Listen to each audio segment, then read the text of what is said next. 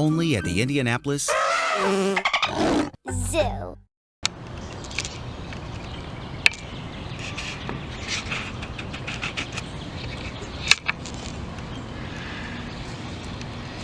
Well, hello guys. Welcome to the Indianapolis Zoo. My name is Desiree and I am one of the program educators that works here at the zoo.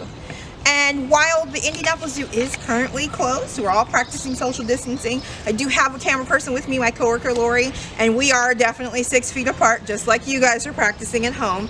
But I did want to be able to show you guys our lemurs and to read a book today. So the book that we're going to read is How to Lose a Lemur. And it's written by a lady named Frann Preston-Gannon. And it talks about all different types of lemurs, pretty much. But the main lemur on the front of our book here is a ring-tailed lemur. And that's the type of lemurs that we have here at the zoo. Now there are other types of lemurs. In fact, there are more than 100 different species of lemurs. And we'll talk a little about lemurs after the book because I do have something special to show you. So, we're going to start with our book, How to Lose a Lemur, and hopefully our lemurs will stick around and listen to the book as well.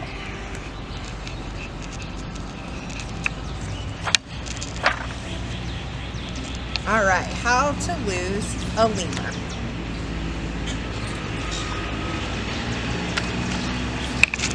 Everyone knows that once a lemur takes a liking to you, there's not much that can be done about it. So when a lemur began to follow me one bright sunny morning in the park, I tried my hardest to ignore it. I tried hiding up a very tall tree, but it was no good. Before long, other lemurs began to appear. So I jumped on my bike and rode as fast as I could to try to get away. But I wasn't fast enough.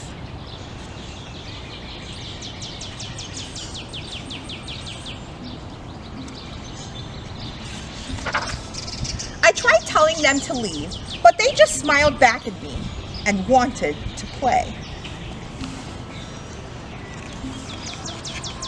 So I bought a ticket for the next train leaving town. I jumped on board and off I went.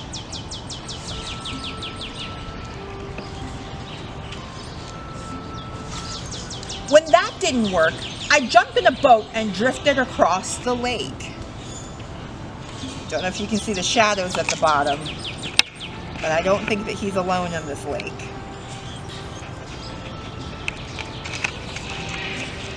Then I took to the skies in a hot air balloon and floated up, up, and away.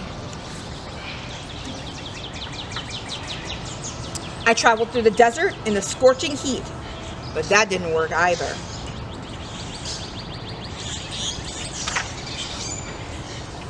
So I tried climbing the highest mountain through blizzardy snow and cold winds.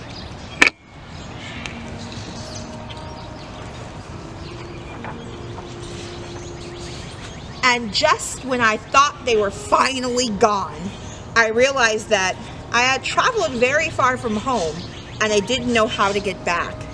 I was lost and all alone. But then, one by one, I started to see some familiar faces. They took me by the hand and we went back over the mountain, back through the desert, back through the skies, back across the lake, back on the train, and home at last.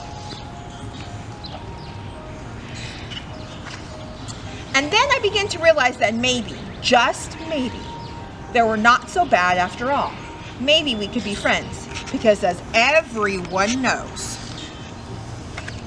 once a lemur takes a liking to you, there's not much that you can be done about it. And that is the end of our story. The end. But the cool thing about this book is that you have a ton of lemurs who are inside of their book, and one of the things that he does say that they like to do is play. And our lemurs are absolutely no different. Today they are enjoying some outdoor time. They kind of have access to be wherever they want to. And you might be able to see they have a ton of different enrichment and items that you might see in their exhibit that they are spending time hanging out with. Now, it looks like they might have access to indoors, and they've been out enjoying the sun and probably decided to go back inside for a moment, and that's totally fine. But we do put some special enrichment out for them, and enrichment is really designed for them to be able to get to do all the different things that they would like to, that they would normally do where they're found in the world. So lemurs are found in Madagascar, and like I said earlier, there are over 100 different types of lemurs. Now, that number will change over the years because new lemurs and new animals are discovered and what we call described in science all the time.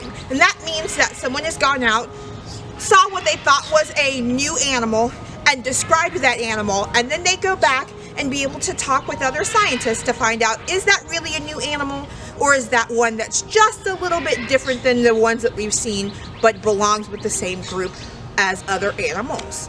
Now, I do have a lemur skull with me, and they are very tiny, and it's going to be very hard to see this, but we're going to try to show you as much as we can. I'll take one step forward here, and you can see that our lemurs, they're not very big. In fact, they're about, most lemurs are between 5.5 and 7 pounds, so that's about the size of your house cat, but they're longer than your house cat. They're about, our ring-tailed lemurs are about average 17 inches long, so if you have a cat at home, you can try to measure your cat.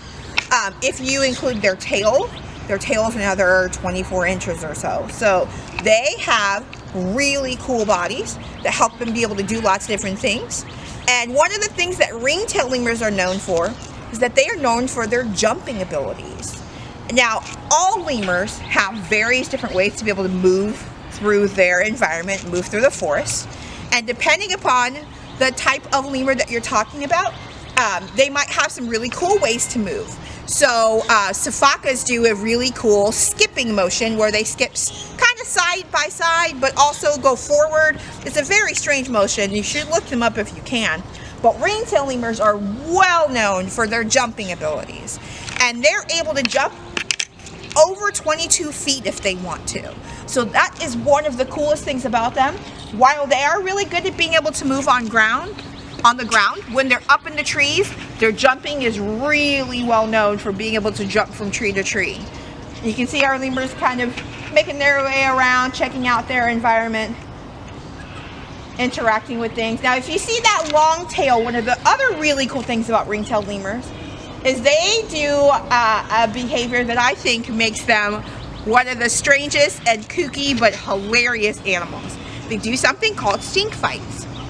And stink fights are really on their wrists.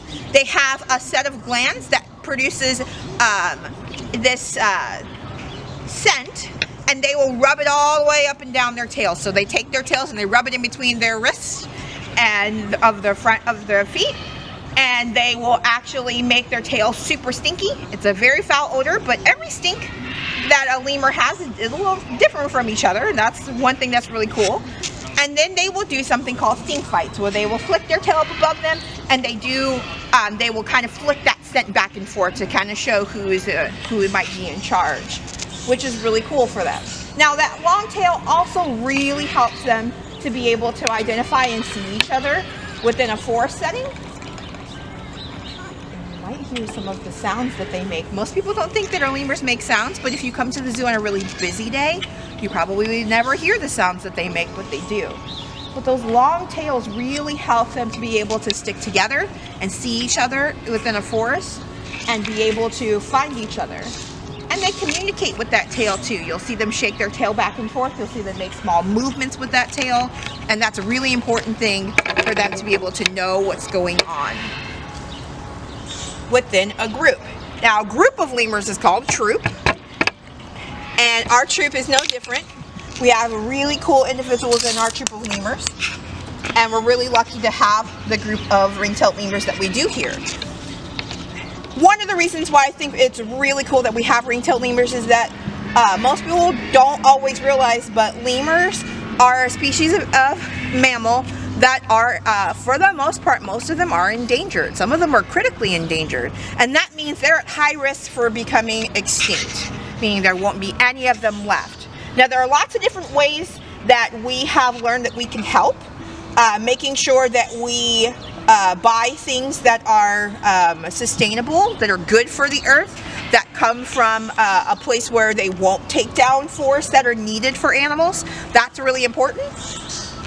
And one of the ways that you can do that is by looking for items that have the word FSC on it. It's a label, and it's from the Forest Stewardship Council, and that tells you that they have taken and made that item from forests that are sustainable, so they're not taking it from habitat that lemurs might need.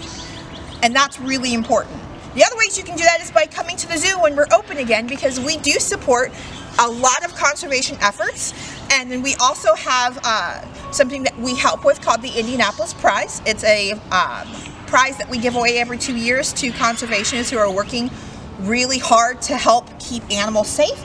And the 2014 winner was a lady named Dr. Patricia Wright, and she works really hard to keep lemurs safe. That is the animal that she takes really good care of out in the wild in Madagascar. So I hope that you guys get a chance to come and see the lemurs once we're open again. But at least you got a sneak peek at How to Lose a Lemur, which is one of my favorite books, and our lemurs hanging out here at the zoo. For now, I'm going to say bye. You guys have a great day, and we'll see you at the Indianapolis Zoo sometime soon. Bye-bye.